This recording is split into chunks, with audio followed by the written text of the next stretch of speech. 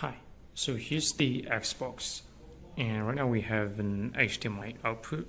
It's the 4K 60 HDMI cable output to this 4K monitor here. So basically right now we can see the resolution is 4K UHD, and we just use the switch to confirm. Then we can just press the menu button on the switch, then we can check out the resolution. So the resolution is 4K 60 Hz.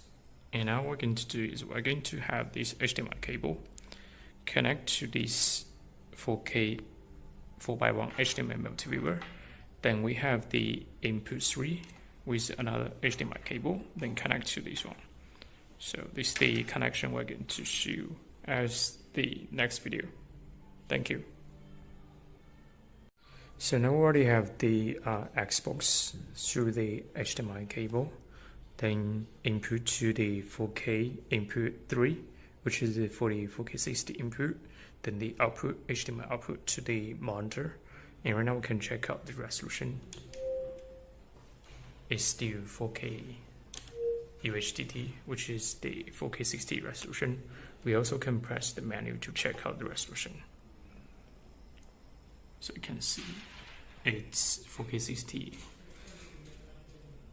Hz resolution.